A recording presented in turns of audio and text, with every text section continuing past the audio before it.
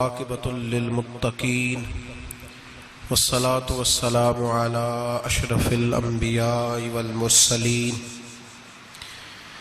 وعلی آلہ وصحبہ اجمعین اما بعد اعوذ باللہ من الشیطان الرجیم بسم اللہ الرحمن الرحیم ما کان محمد ابا احد من رجالکم ولکن رسول اللہ وخاتم النبیین وکان اللہ بکل شیء علیما صدق اللہ العظیم وصدق رسولہ النبی الکریم ونحن علی ذلک لمن الشاہدین والشاکرین والحمد للہ رب العالمین ان اللہ وملائکتہ یصلون علی النبی یا ایہا الذین آمنوا صلوا علیہ وسلموا تسلیما الصلاة والسلام علیک یا سیدی یا نبی اللہ وعلی آلک واصحابک یا سیدی یا نور اللہ اللہم صلی علی سیدنا ومولانا محمد معدن الجود والکرم وآلہ وصحبہ وبارک وسلم۔ حمد و صلاۃ کے بعد قرآن مجید سورہ احزاب۔ اللہ تبارک و تعالی نے ارشاد فرمایا ما کان محمد ابا احد من رجالکم، فرمایا محمد صلی اللہ علیہ وسلم مردوں میں سے کسی کے باپ نہیں، ولکن رسول اللہ، لیکن اللہ کے رسول ہے۔ روحانی طور پر حضور کا درجہ باپ سے بھی زیادہ ہے، لیکن اللہ تبارک و تعالی نے اپنے حبیب پاک علیہ السلام کے کسی بھی صاحبزادے کو اتنا بڑا نہ فرمایا کہ وہ مرد کہلا سکے۔ بچپن میں ہی تینوں صاحبزادے وصال فرما گئے۔ مردوں میں سے حضور کسی کے بھی باپ نہیں ہیں۔ حضرت زید بن حارثہ رضی اللہ تعالیٰ عنہ کو نبی پاک صلی اللہ علیہ وسلم نے پالا۔ وہ حضور کے اس طرح کے غلام تھے کہ لوگ انہیں حضور کا بیٹا ہی سمجھنے لگے۔ بہت سارے لوگ کہنے لگے زید بن محمد صلی اللہ تعالی علیہ وسلم۔ اللہ کریم نے منع فرمایا، فرمایا میرے رسول مردوں میں سے کسی کے بھی باپ نہیں ہیں۔ حضور اور اس کی وجہ نبی پاک صلی اللہ تعالی علیہ وآلہ وسلم مردوں میں سے کسی کے باپ نہیں، اللہ کے رسول ہے، وخاتم النبیین، اور سب نبیوں میں سے آخری نبی ہیں۔ اللہ کے رسول ہیں اور سب نبیوں میں سے حضور کون سے نبی ہیں جی؟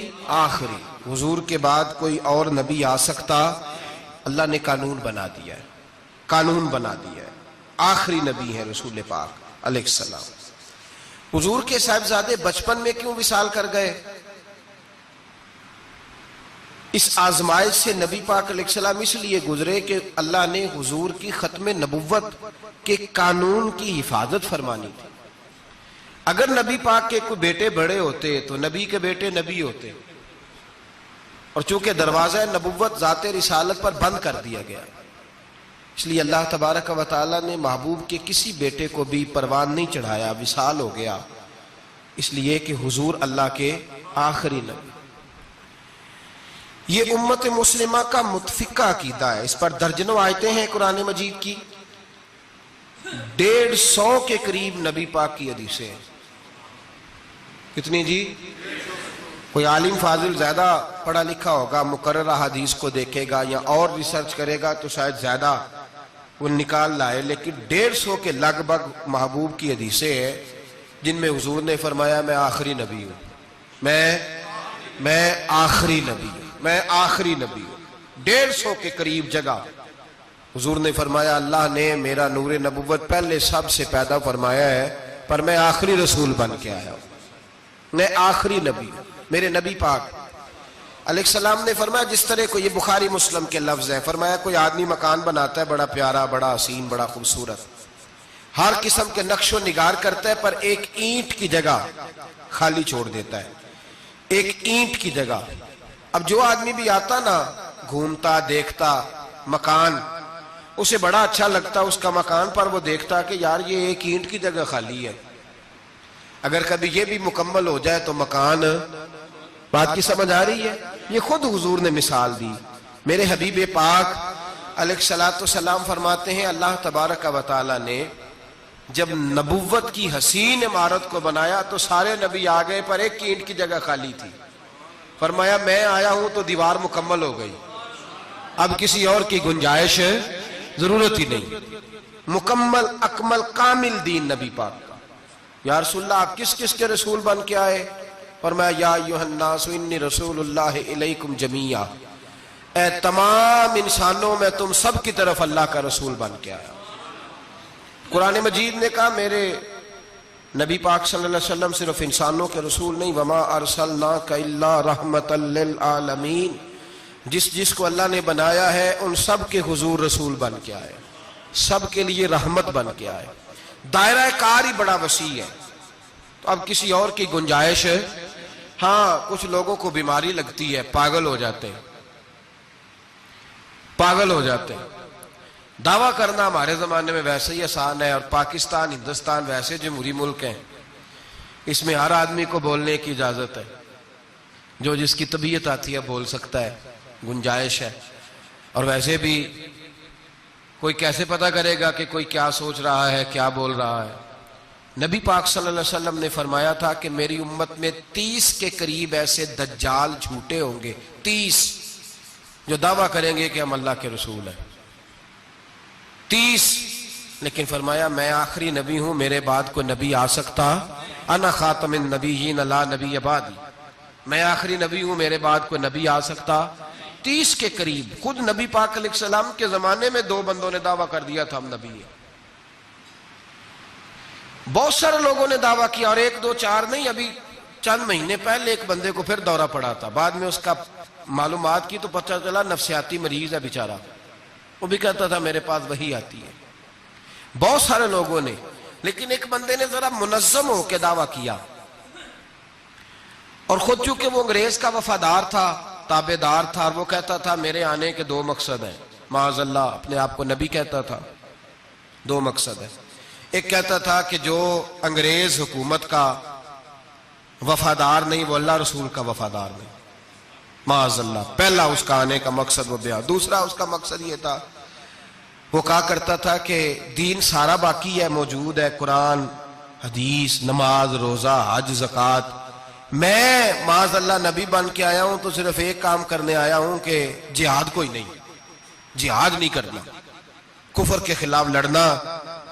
آپ کو پتہ تو چل گیا ہوگا میں کس کی بات کر رہا ہوں. مرزا غلام احمد قادیانی، اس کے ماننے والوں کو مرزئی بھی کہتے ہیں، احمدی بھی کہتے ہیں، قادیانی بھی کہتے ہیں.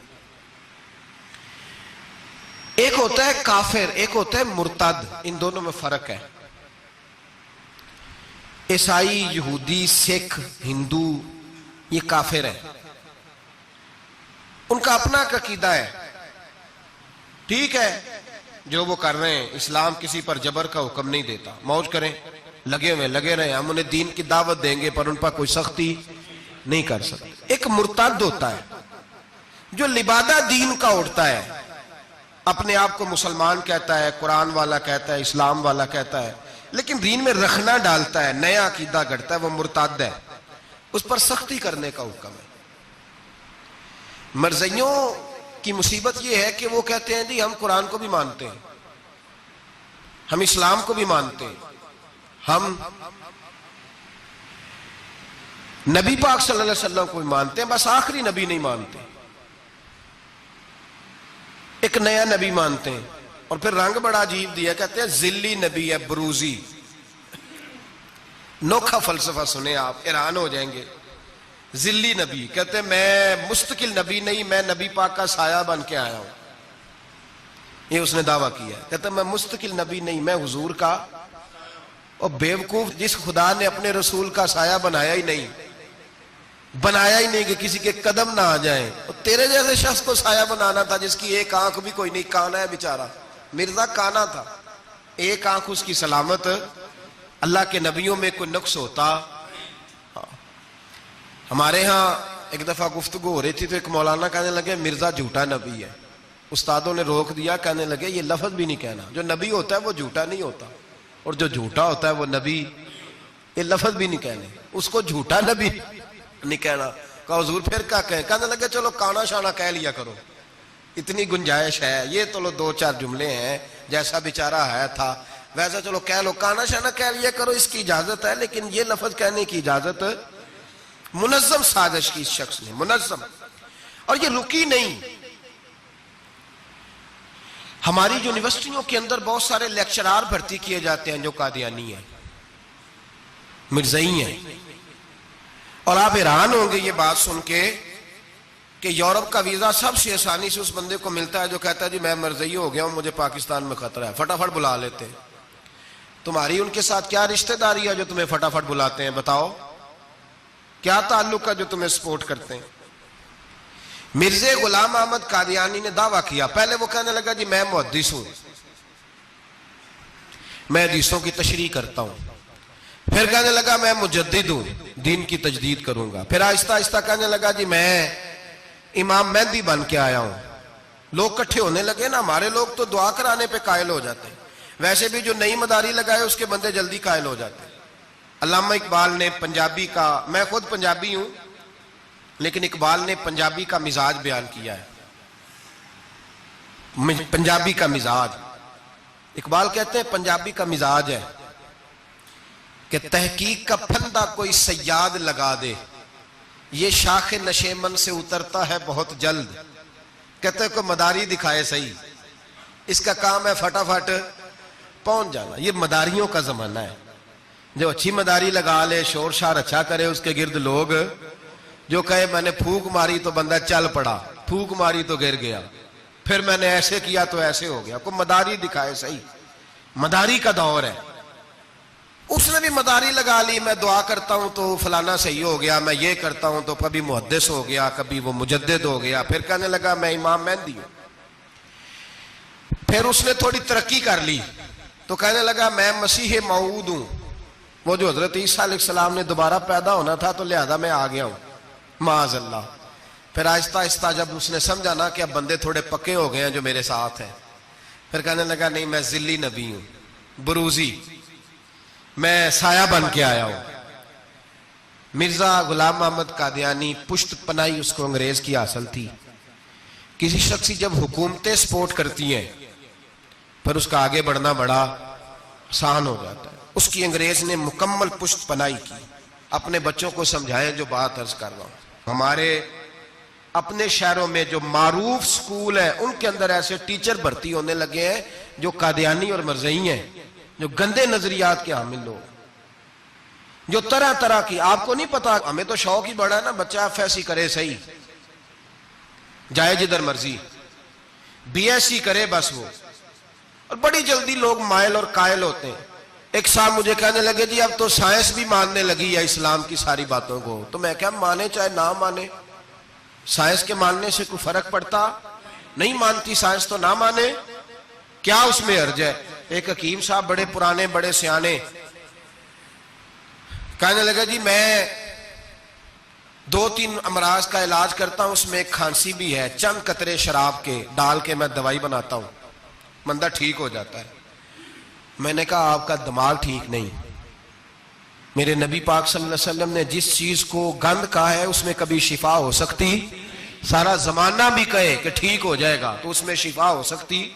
جو پیشاب سے زیادہ پلید ہے اس میں بھی کبھی شفا ہو سکتی ہے. تو سائنس مانے, حکمت جو مرضی کہے. ڈاکٹر روز کہتے ہیں کزن میرج سے مسائل بنتے ہیں, قریبی رشتہ داروں میں شادی کرنے سے. رسول پاک علیہ السلام نے سگے چچا کے بیٹے کے ساتھ حضرت فاطمہ کا نکاح کیا. اگر مسائل بن سکتے ہوتے تو رسول پاک کبھی یہ کام کر سکتے, سوال ہی پیدا نہیں ہوتا. روز ڈاکٹر کہتا ہے آپ پتہ کرنے جائیں بیماری کہاں سے لگ گئی, آپ کے خاندان میں تو کسی کو نہیں تھی, فلانے کو تو نہیں تھی, سسرال میں میکے میں. بھئی اللہ کے رسول نے فرمایا بیماری متعدی نہیں ہوتی, ایک کو دوسرے سے لگ سکتی.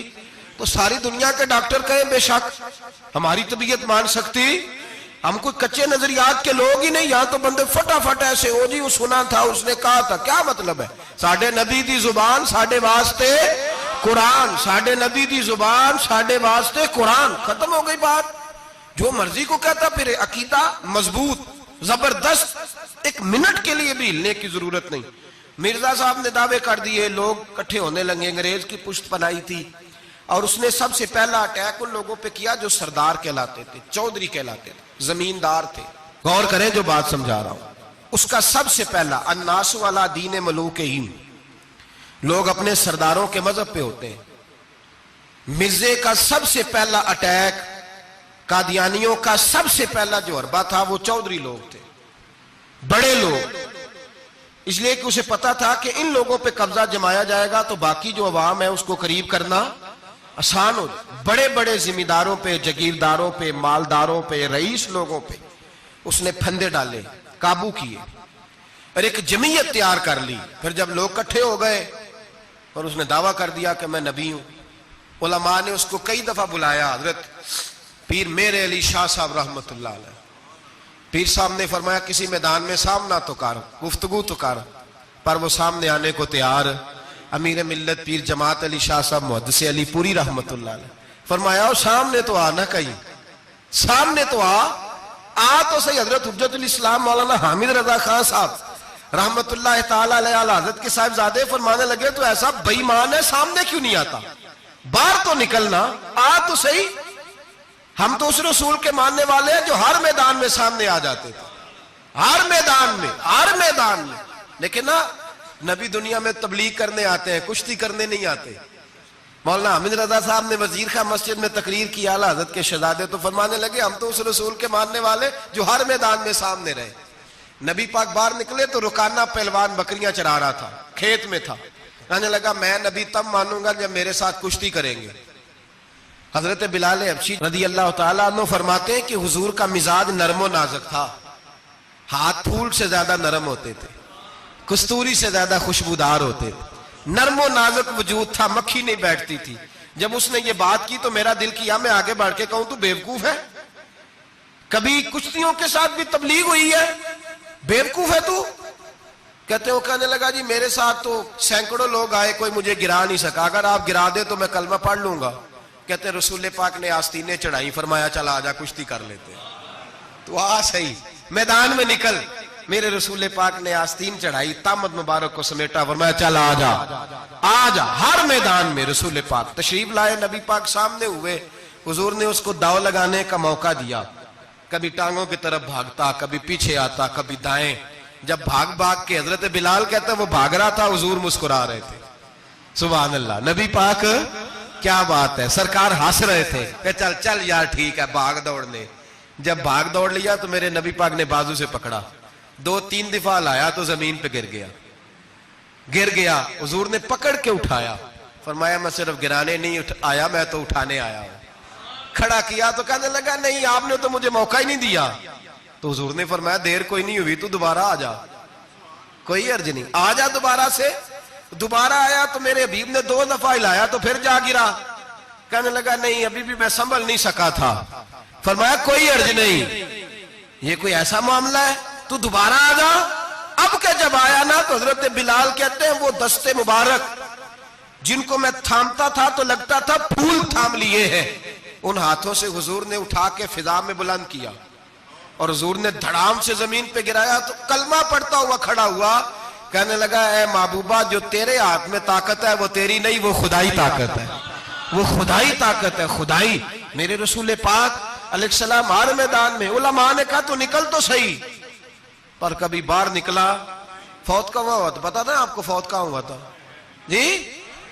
چلو مینوں تے دسن دی لوڑ ہی نہیں، تہاڈے تے سارا پتا ہے ہوتا، باتھ روم میں مرا وہ، باتھ روم میں، اور آج تک لوگ باز نہیں آئے، ان کی عبادت گاہیں ہیں، بڑے چکر ہیں۔ اب ایک نیا بہانہ میں سنتا ہوں، نیا بہانہ، کہتے ہیں جی پاکستان کی اسمبلی نے انہیں کافر کہا ہے۔ اسمبلی وزیر اعظم صاحب شیخ الحدیث ہے آپ کے، اسمبلی میں جو لوگ بیٹھتے ہیں شیخ، ان کا کیا کفر اسلام سے، کیا وہ کسی کو کہیں گے بیچارے؟ سورۃ اخلاص تو ہمارے وزیر داخلہ اور وزیر خارجہ نہیں سنا سکتے، یہ حال ہے۔ بہت بڑے بڑے بیرسٹر کہلانے والوں کو سورۃ اخلاص نہیں آتی، انہوں نے کسی کو کافر مسلمان کیا کہنا ہے؟ اسمبلی کا مسئلہ نہیں ہے، امت مسلمہ کے علماء محدثین محققین کا متفقہ فیصلہ ہے کہ مرزائی کل بھی کافر تھے، آج بھی قیامت تک کافر، اور بدترین کافر ہے، ہلکے پھلکے کافر بھی نہیں۔ سپرلیٹر ڈگری ہے، زبردست قسم کے کافر ہے، چھوٹے موٹے بھی نہیں، آخری درجے کے بدترین مشرک ہیں یہ۔ ہم لوگوں کی اپنی موج ہے جمہوری، اور نہیں جی نہیں نرمی کرنی چاہیے، نہیں جی نہیں نرمی کرنی۔ ایک پارٹی والا دوسرے پہ سختی کر رہا ہے، مذہب کے معاملے میں سارے اس نے اخلاق کے قائل ہیں، سب اخلاق کے قائل ہیں۔ نرمی کرو ٹھیک ہے، سب کو کہو چلو ٹھیک ہے گلی برابر کی ہے، ووٹ برابر کے لے لو، وہاں کہتے ہیں نہ دیے تو لڑائی بھی ہوگی، ناراضگی بھی ہوگی، جھگڑا بھی ہوگا، یہ بھی ہوگا۔ دنیا داری کے معاملے میں سختی اور دین کے معاملے میں ایسا نہ کرو۔ وہ بدترین مشرکین ہیں، انہوں نے ایسے ایسے ظلم کیے۔ وہ تو کہتے ہیں جو ہمارے پیچھے نماز، مرزا تو یہ کہتا تھا جو مجھے نہیں نہ مانتے وہ سارے شیطان کے پیروکار ہیں، تو سب کو شیطان کہہ رہا ہے، تو نرمی کر رہا ہے۔ اور پھر اس کی کرامتیں بڑی عجیب تھیں، فرشتہ آتا تھا وہی لے کے، اس کا نام تھا ٹیچی ٹیچی، اپنی کتاب میں لکھا ہے۔ نام کیا ہے؟ نبی پاک صلی اللہ علیہ وسلم نے فرمایا کہ جناب عائشہ کے ساتھ میرا نکاح اللہ نے آسمانوں پہ کیا ہے۔ اس نے حدیث پڑھ لی تو سویرے اٹھی اس نے بھی ایک فتویٰ دیا۔ ایک بی بی تھی، نام تھا محمدی بیگم، کہنے لگا میرا بھی اس کے ساتھ آسمانوں پہ نکاح ہو گیا ہے۔ پھر ساری زندگی محمدی بیگم کی منتیں ہی کرتا رہا۔ اس نے کہا میں نے نہیں کرنا تیرے بے ایمان کے ساتھ نکاح۔ کیسا آسمانوں پہ نکاح ہوا تھا، پھر زمین پہ ہو سکا؟ ایسا بدبخت آدمی، ایسا بدبخت۔ اور اس کو جو خوابیں آتی تھی بڑی نرالی تھی۔ 15 روپے کا ملازم تھا، وہ ماہانہ 15 روپے ملتے تھے، سیالکوٹ میں ملازمت کرتا تھا۔ جب یہ اس نے ڈھونگ اور ڈرامہ رچایا تو موجیں لگ گئی۔ میں نے کہا کہ مداری کوئی بھی کرے تو لوگ کٹھے ہو جاتے ہیں، سیدھی سیدھی بات، صاف ستھری بات تو اتنی جلدی ہضم ہی نہیں نہ ہوتی لوگوں کو۔ تو اس نے جب وہ کہتا مجھے خواب آئی ہے۔ خواب کیا آئی ہے؟ کہتا وہ میرے پاس کوئی آنے والا آیا تو مجھے ہزاروں روپے دے گیا ہے۔ جب بھی اس کو خواب آئی کوئی ہزاروں روپے کی آئی، دولت کی آئی۔ ملا رومی نے بڑی پیاری بات لکھی ہے۔ ملا رومی کہتے ہیں کہ ایک بادشاہ تھا تو اس کے زمانے میں ایک بندے نے نا نبوت کا دعویٰ کر دیا۔ اس نے کہا میں بھی نبی ہوں، معاذ اللہ ثم معاذ اللہ۔ بادشاہ بڑا سمجھدار تھا، سیانا بندہ تھا۔ اس نے کہا اس کا پس منظر تو پتا کرو، کوئی پاگل تو نہیں، کوئی گھر میں جھگڑا تو نہیں رہتا، اس کا بھوک کا ستایا ہوا تو نہیں، کیونکہ اس طرح کے بندے مختلف دعوے کرتے پھرتے ہیں۔ پتہ کیا، معلومات کی، تو لوگوں نے آ کے بادشاہ کو بتایا کہ نا کچھ نہیں نا تو 15 دن اس کو روٹی نہیں ملتی بیچارے کو۔ بڑے کاروبار کیا ہے، چمکا کوئی نہیں، تو اس نے کہا چلو یہ والا کام کرتے ہیں، مشہور تو ہو جائیں گے نا، بدنام جو ہوں گے تو کیا نام نہ ہوگا۔ بادشاہ نے کہا چلو ٹھیک ہے بلاؤ۔ اس کو بلایا تو بادشاہ کہنے لگا اس کو باورچی خانے میں لے جاؤ اور جتنے کھانے پک سکتے ہیں نا پکا کے اس کے سامنے رکھو، صبح شام اسے روٹی کھلاؤ۔ 15 دن نہ 2 ہفتے بڑا خوب کھانا کھلایا اس کو، زبردست اچھی طرح سے سیر ہو کے روٹی کھلائی۔ تو ملا رومی کہتے ہیں 15ویں دن باہر نکالا، بادشاہ کے سامنے پیش کیا تو بادشاہ کہنے لگا اور معاذ اللہ دعویٰ کرنے والے کہ میں نبی ہوں، کوئی نیا پیغام آیا تیرے پاس کہ نہیں، کوئی نیا الہام، کوئی نیا پیغام؟ کہنے لگا جی بالکل آیا ہے۔ نے کہا سنا؟ کہنے لگا میرے پاس نیا پیغام آیا ہے کہ تو جہاں پہنچ گیا یہاں سے نکلنا نہیں، اب تو نے یہیں رہنا ہے، یہ مجھے حکم ہوا ہے، لہذا اگر تو حکم عدولی کرے گا تو نافرمان ہو جائے گا۔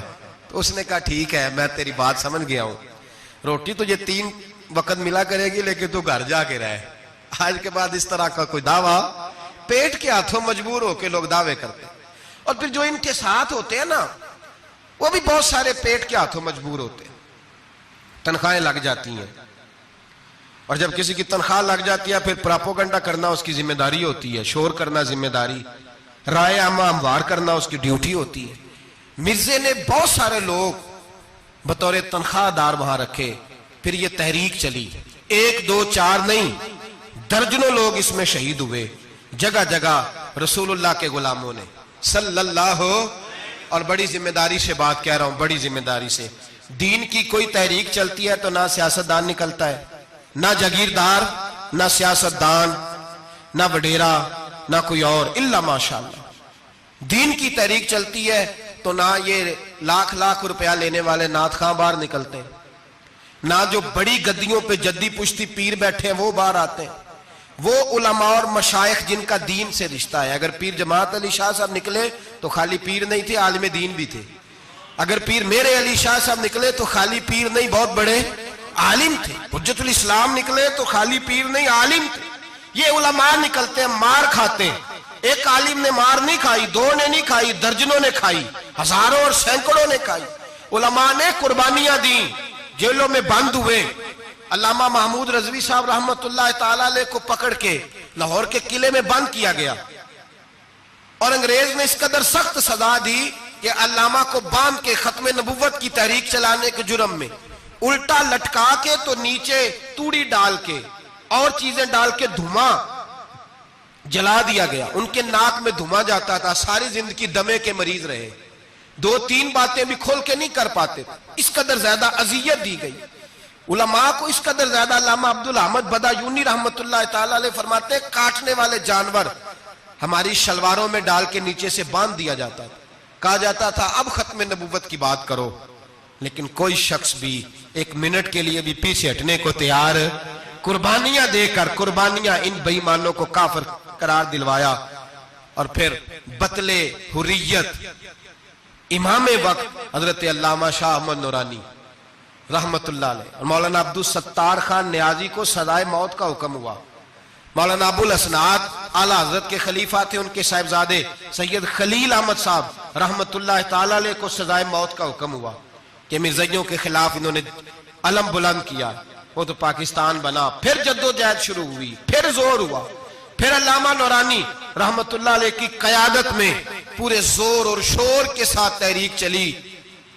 آخر مجبور ہوئے اس دور کے وزیر اعظم بھٹو صاحب مجبور ہو گئے اور کہا ٹھیک ہے سویرے میں مرزے کے پوتے کو بلاتا ہوں, آپ اسمبلی میں بیٹھ کے بات کریں, ان سے گفتگو کریں. اگر ہم قومی اسمبلی کے ممبران نے دیکھا واقعی جھوٹا ہے تو ہم انہیں اقلیت قرار دے دیں گے. علامہ نورانی حضرت ابو بکر صدیق کی اولاد تھے اور میرے اعلیٰ حضرت فاضل بریلوی رحمت اللہ علیہ کے خلیفہ کے بیٹے تھے, اور خود حضور مفتی اعظم ہند رحمت اللہ علیہ کے مرید تھے. حضرت علامہ نورانی ساری زندگی ایسا لباس پہنتے تھے کہ اس کے اندر سلوٹ نظر نہیں آتی تھی. امامہ اتنا حسین ہوتا تھا کہ دیکھنے کو دل کرتا تھا, اور گاڑی میں بہترین میں بیٹھتے تھے. لیکن مکان ساری زندگی کرائے کا رہا, کرائے کا. لوگ کہتے ہیں ملنے جاتے تھے سیڑھیوں سے اترتے تھے تو علامہ نورانی سیڑھیوں پہ بٹھا لیتے تھے, کہتے 2 ہی کمرے ہیں اور میں آپ کو بٹھا نہیں سکتا, گھر میں جگہ نہیں. تو کہا حضرت آپ اجلے تو بڑے نظر آتے ہیں. تو آپ فرماتے لباس دنیا کو دکھانے کے لیے پہنا ہے, اور باقی تو سارا میرا معاملہ خدا رسول کے ساتھ ہے, میں جانوں اللہ رسول جانے. میں بھکاری بن کے نہیں جینا چاہتا, خودداری کے ساتھ وقت گزارنا چاہتا ہوں. علامہ نورانی کہتے ہیں جس رات صبح اسمبلی میں مناظرہ ہونا تھا تو میں سوچنے لگا آج رات کیا کروں, تو پھر مجھے خیال آیا میں نے وہی کرنا ہے جو بدر کی رات میرے مصطفیٰ نے کیا تھا. ساری رات میں مصلے پہ بیٹھا رہا. کہتے ہیں بس اونگ لگی تو بات بن گئی, آنکھ لگی تو بات بن گئی. کہتے ہیں سحری کا وقت ہوا تو دستک ہوئی دروازے پہ, 2-3 نادان دوست کہنے لگے آپ ہمارے گھر آئے. فرماتے میں ان کے گھر گیا, جب ان کے گھر پہنچا تو وہاں مرزئی اور قادیانی 10 کروڑ روپیہ بریف کیس میں بند کر کے لائے اور کہنے لگے مولانا یہ بیانہ ہے, بیانہ, یہ آپ بیانہ پکڑ لیں, اور باقی پیسے بعد میں سنا ہے مکان بھی کرائے کا ہے, سنا ہے آپ کے پاس کوئی پراپرٹی نہیں, یہ بیانہ لے لے باقی بعد میں آئے گا. علامہ نورانی کہتے ہیں میں نے جب پیر کی ٹھوکر لگائی تو بریف کیس کھل گیا اور اس میں کروڑوں روپے بکھر گئے. مجھے کہنے لگے پیسے دیکھ کے تو آپ کو خیال آ گیا ہوگا کہ بچوں کے لیے بھی کچھ سوچنا ہے, پیچھے بھی پلٹ کے دیکھنا ہے. تو نورانی صاحب رحمت اللہ علیہ فرمانے لگے میں نے کہا ہاں میں وصول تو کر لیتا پر تم نے قیمت بڑی تھوڑی لگائی ہے. ایمان بیچنا اتنی تھوڑی قیمت, میری تو رات زیادہ قیمت لگ گئی ہے, بڑی زیادہ قیمت, میں تو بک گیا ہوں پہلے سے. کہنے لگے آپ کی کیا قیمت لگی ہے؟ فرمانے لگے رات میں درود پڑھتے پڑھتے سویا ہوں تو مدینے والے رسول کا دیدار نصیب ہوا ہے, اور نبی پاک نے تھپکی دے کے کہا فکر نہ کرنا میں تیرے ساتھ ہوں. تو کہنے لگے جس کی قیمت محمد عربی لگائے کوئی اسے خرید سکتا ہے؟ سویرے میدان لگے گا اسمبلی میں اور میں اسمبلی کے فلور پہ ثابت کروں گا تم کل بھی بے ایمان تھے, آج بھی بے ایمان ہو, قیامت تک تم بے ایمان ہی رہو گے. جتنا مرضی پڑھ جاؤ, لکھ جاؤ, جتنی مرضی بڑی عبادت گاہیں بنا لو, جتنا مرضی شور کر لو, اور جتنے مرضی کینیڈا اور امریکہ تمہارا ساتھ دے لے, ہمارے رسول آخری نبی ہیں. حضور آخری نبی ہے، یہ امت کا متفقہ عقیدہ ہے، اس میں کسی کو رکھنا ڈالنے کی اجازت۔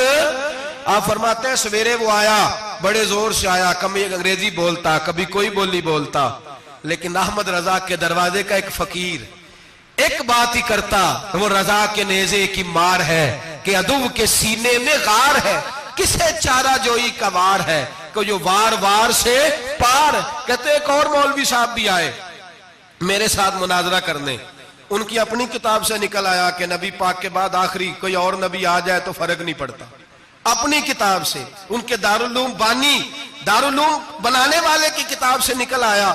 تو مولوی وہ مرزا کہنے لگا تم نے بھی تو لکھا ہے، ہم نے کہا یہ بھی بے ایمان ہے، اعلیٰ حضرت کہہ چکے ہیں یہ کافر ہے، یہ بھی تمہاری طرح کا ہی ہے ظالم، لہذا اس کی بات کا کوئی اعتبار نہیں ہے، کافر قرار دے دیا گیا۔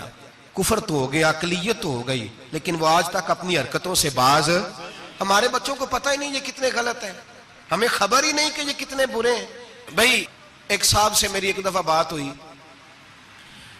چودھری صاحب تھے، گفتگو ہوئی تو کہنے لگے جی ختم نبوت نہیں مانتے تو ختم ہو گیا مسئلہ، اللہ ناراض ہو جائے گا، ختم نبوت نہیں مانتے تو اللہ ناراض ہو جائے گا۔ میں نے کہا جناب کے کتنے بچے ہیں؟ کہنے لگے 4، زمین کتنی؟ 20 کلے، کتنے کتنے آئے بولیے؟ تو میں نے کہا ایک نیا بندہ آ کے کھڑا ہو جائے کہ میں بھی آپ کا بیٹا ہوں تو آپ راضی ہیں؟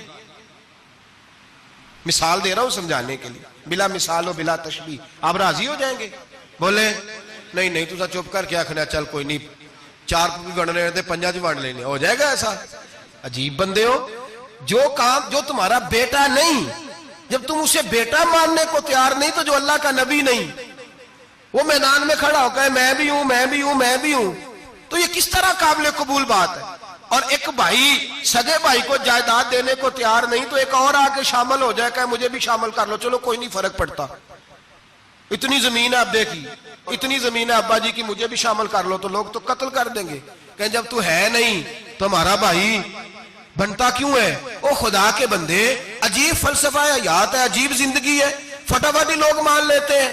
سب لوگوں نے اپنی اپنی باتیں کی، سب نے اپنے اپنے دلائل دیے ختم نبوت پہ، ضرورت ہی نہیں تھی، جب حضور کہہ گئے، جو بن سکتے تھے ان کو نبی پاک کہہ گئے، جو بن سکتے تھے جن میں صلاحیتیں تھی، حضور نے فرمایا علی تو میرے لیے اسی طرح ہے جس طرح موسیٰ کے لیے ہارون تھے، لیکن موسیٰ کے بھائی ہارون بھی نبی تھے، پر میرے بعد کو نبی ہو سکتا تو ہو اسی طرح جس طرح موسیٰ کے لیے ہارون، جن کے اندر خوبیاں پائی جاتی تھی۔ فرمایا ابو بکر میری ساری امت سے افضل ہے پر نبی نہیں ہے۔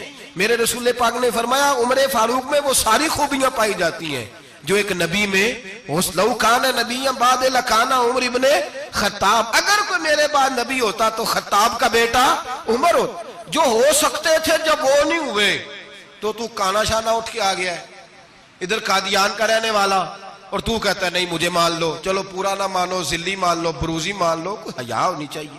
اور بڑے بڑے سیانے بندے، ان کو آج تک پتہ ہی نہیں کہ یہ ذلیل کتنے، ان کے اندر خباثت کتنی پائی جاتی ہے۔ میرے رسول پاک امت کے لوگوں نے اپنے اپنے دلائل دیے، نبی پاک کی امت نے اپنے اپنے۔ حضرت میاں محمد بخش صاحب رحمت اللہ علیہ ختم نبوت پہ بات کرنے لگے تو انہوں نے انوکھی بات ہی کر دی، انوکھی بات۔ ایک شخص ان سے کہنے لگا چل کے دیکھو تو صحیح، ملے تو صحیح۔ آپ فرمانے لگے دفع کرو، جنہ اندر عشق ہے رچیا اونا نہیں پج جانا، پاویں سونے ملن ہزارہ آسانی یار بٹونا۔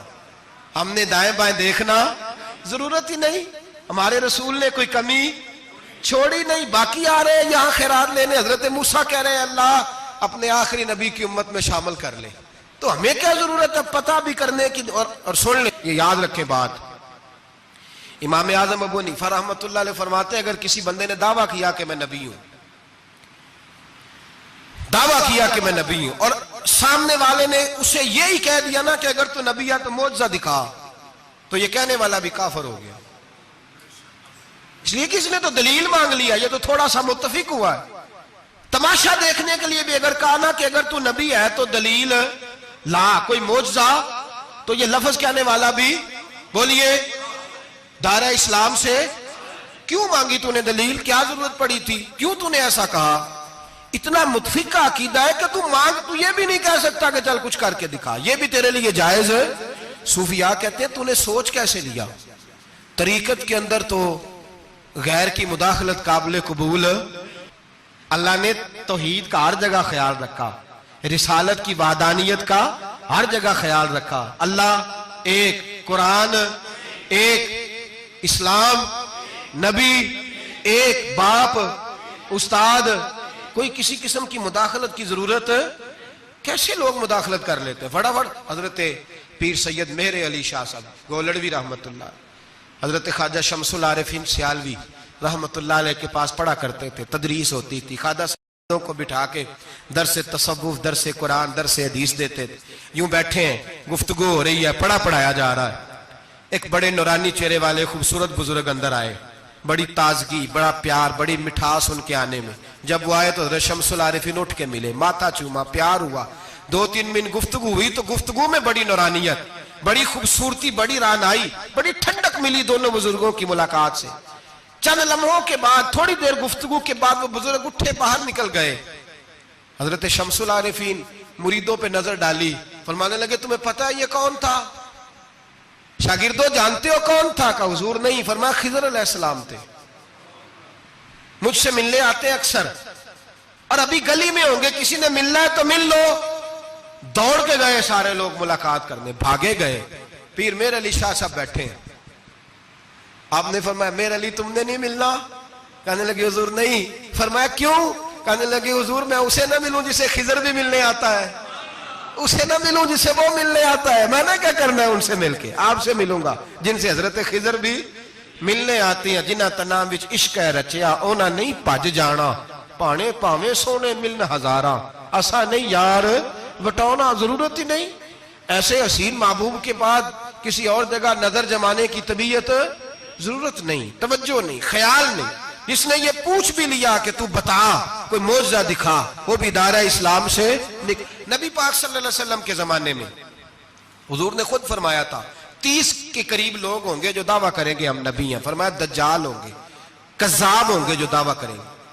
ایک بندے نے تو حضور کی ظاہری حیات میں دعویٰ کر دیا، مسلمہ اس کا نام تھا، 150 سال کے قریب عمر پائی اس نے، اور بہت سارے اس کے ماننے والے اسی لیے ماننے لگے کہ عمر بڑی لمبی ہے۔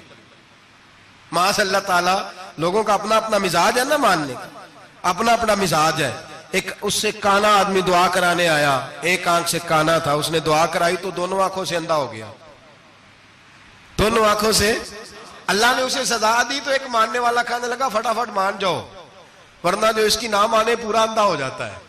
ماننے والوں کا اپنا انداز ہے نا۔ ایک لنگڑا آیا، ایک ٹانگ سے لنگڑا کے چلتا تھا، مسلمہ سے دعا کرانے آیا تو دوسری بھی ضائع ہو گئی، یہ اس کا حال تھا۔ پر ماننے والوں کا کیا کیا جائے؟ ماننے والے جس کو مرضی ماننے لگتے ہیں، نفسیاتی طور پر لوگ کمزور ہو جاتے ہیں۔ مسلمہ نے نبی پاک صلی اللہ علیہ وسلم کو خط لکھا، کہنے لگا حضور کے زمانہ مبارکہ میں، اور کچھ حدیثیں ایسی بھی ملتی ہیں جس سے یہ ثابت ہوتا ہے کہ اس کی حضور سے ملاقات بھی ہوئی، سامنے کچھ بول نہ سکا، جا کے خط لکھا، کہنے لگا کہ آپ میرے ساتھ معاہدہ کر لیں، جب تک آپ حیات ظاہری میں آپ نبی، اور جب آپ کا وصال ہو جائے تو میں نبی، یا یہ معاہدہ کر لیں کہ آدھے عرب کے آپ نبی اور آدھے کا میں نبی۔ معاذ اللہ، اس نے یہ خط لکھا۔ نبی پاک نے جواب لکھا، فرمایا میں تو اللہ کا رسول ہوں، تو کذاب ہے، تو کذاب ہے، جھوٹا ہے۔ لوگ ایک اور بھی، میں ایک دن آرٹیکل پڑھ رہا تھا، کہنے لگے جی مرزے کے اب بڑے ماننے والے ہیں، اس کو کذاب نہیں کہنا چاہیے، ان کو دکھ ہوتا ہے، جو جھوٹ بولے اسے جھوٹا نہیں کہنا چاہیے۔ تو بول دے کیوں نہیں؟ تو اڈا کی پروگرام ہے، کہنا چاہیے کہ نہیں کہنا چاہیے؟ یہ ثواب ہوگا، اس لیے کہ جو نبوت کا دوچا دعویٰ کرے اس کو نبی پاک نے جھوٹا کہا ہے۔ حضور نے فرمایا تو کذاب ہے، کیا کہا ہے؟ تو آنے ثواب ہوئے گا، کھو گئے تھے، کیا کہا ہے؟ کذاب۔ تو اس کو کذاب کہنا نبی پاک کی تیا کی ہے نا، پھر انجیو دے منن والے تکلیف ہوندی تے میں کہا پئی ہوئے، وہ کذاب ہے، لہذا ہمیشہ کذاب ہی رہے گا۔ جب حضور نے کہا ہے جو دعویٰ کرے نبوت کا وہ کیا ہے، تو لہذا کذاب ہی رہے گا۔ حضور نے لکھا کذاب، جب نبی پاک نے کذاب لکھا نا خط میں، کون لے کے جائے گا؟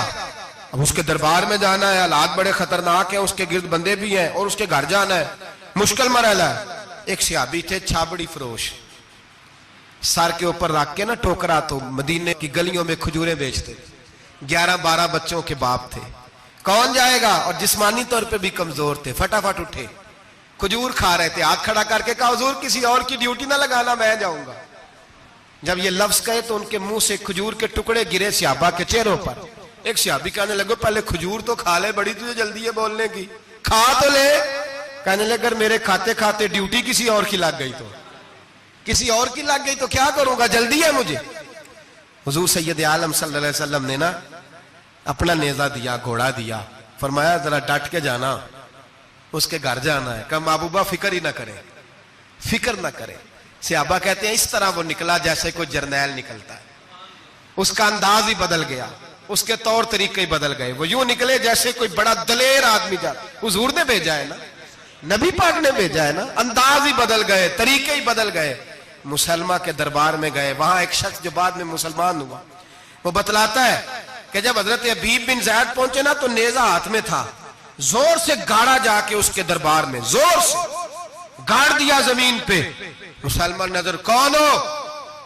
آپ فرمانے لگے تجھے چہرہ دیکھ کے نہیں پتا چلا میں رسول اللہ کا نوکر ہوں؟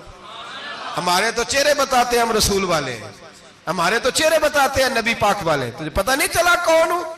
کیسے آئے ہو؟ فرمایا یہ تیرے خط کا جواب لایا ہوں۔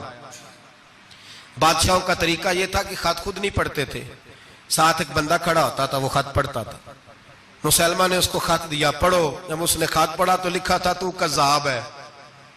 اب سب نے سن لیا، اکیلے میں ہوتا تو چلو بات اور تھی، سن لیا سب نے، آگ بگولا ہو گیا، آنکھیں سرخ ہو گئی، جلال برسانے لگا۔ اب اور تو کچھ نہ ہوا، سامنے حضرت حبیب کھڑے تھے، اٹھا تلوار لے کے کہنے لگا تیرے نبی نے مجھے کذاب کہا ہے، تیرا کیا خیال ہے؟ مانے لگے خیال والی بات ہی کوئی نہیں، جسے نبی پاک کذاب کہے وہ ہوتا ہی کذاب ہے، جسے حضور جھوٹا کہے وہ ہوتا ہی۔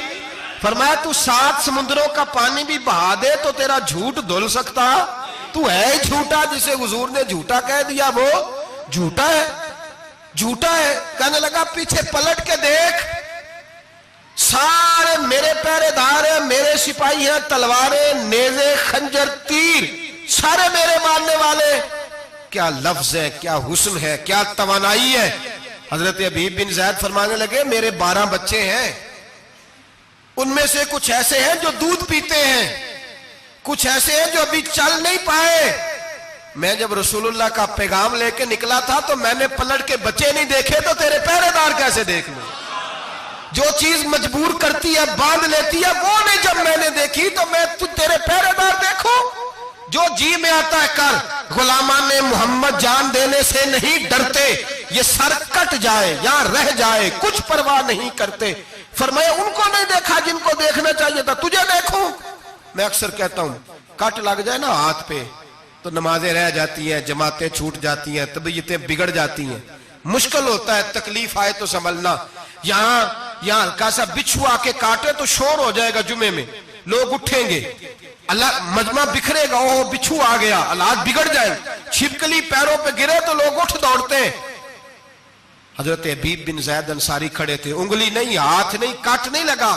مسلمہ اٹھا، اس نے زور سے تلوار ماری، بازو کٹ کے گر گیا، فوارہ نکلا خون کا۔ او بھائی بچھو کاٹے تو سنبھلنا مشکل، ذرا تصور کرو ہاتھ کٹ گیا۔ حضرت حبیب بن زید کھڑے ہیں، کہنے لگا اب تیرا کیا خیال ہے؟ آپ فرمانے لگے تو بڑا بیوقوف ہے، ہمیں آزماتا ہے، ہمیں تو بدر سے لے کر احد تک ساری دنیا آزما چکی ہے، ہمیں آزماتا ہے، ابھی بھی خیال پوچھتا ہے۔ فرمایا میرا خیال وہی ہے جو میرے رسول نے فرما دیا ہے، خیال وہی ہے جو نبی پاک نے کہہ دیا ہے۔ پھر تلوار ماری، دوسرا ہاتھ کٹ گیا، ذرا سوچنا، غور کرنا، ٹانگ ٹوٹی نہیں، ہڈی نہیں ٹوٹی، ماس نہیں اکھڑا، ہاتھ کٹ کے گرا، 2 ہاتھ گر گئے، زمین پہ گرے۔ حضرت حبیب کہنے لگا میں تجھے قتل کر دوں گا، باز آ جا۔ آپ فرمانے لگے تو بڑا نادان ہے، ان لوگوں کو ڈراتا ہے جو سویرے فجر کی نماز پڑھ کے پہلی دعا ہی شہادت کی مانگتے ہیں، ہمیں ڈراتا ہے جو سوتے وقت التجا کرتے اللہ بستر پہ موت نہ دینا، میدان میں دینا، تو ہمیں ڈرا رہا ہے، چل جو ہوتا ہے کر لے۔ اس نے خنجر رکھا، تلوار رکھی گردن پہ، فرمایا میں کاٹ دوں گا۔ فرمایا کاٹتا کیوں نہیں، کاٹتا کیوں نہیں؟ اور وہ روایت کرنے والے کہتے ہیں مسلمہ کے ہاتھ کامتے تھے ختم نبوت کے تحفظ کے لیے۔ جب نبی پاک کے غلام نکلے تو جھوٹا دعوے کرنے والے کانپ اٹھے، کانپ کھڑے ہوئے، کہتے ہیں اس کے ہاتھ کانپتے تھے۔ حضرت عبید بن زیاد کٹے ہوئے بازوؤں کے ساتھ بھی توانا تھے، قلم توڑ گئے میاں محمد بخش صاحب، فرمانے لگے او کچا رنگ للاری والا جیڑا چڑھدا لیندا رہندا، اے عشق تیرے دا رنگ محمد چڑھ جائے پھر نہیں لیندا۔ جب تلوار چلی، گردن کٹی، تو رسول اللہ کی ختم نبوت پر پہرا دینے والوں کا اجر میرے رسول نے بیان فرمایا، میرے نبی نے اجر بیان کیا، ڈگری جاری فرمائی، سند دی حضور نے۔ وہاں گردن کٹی اور جہاں مدینے میں حضور کی آنکھوں میں آنسو آئے۔ یا رسول اللہ کیا ہوا؟ فرمایا میرا حبیب شہید ہو گیا ہے اور رب کریم نے اس کے لیے جنت کے سارے دروازے کھول دیے، سارے دروازے اللہ نے کھول۔ یہ سند جاری کی نبی پاک۔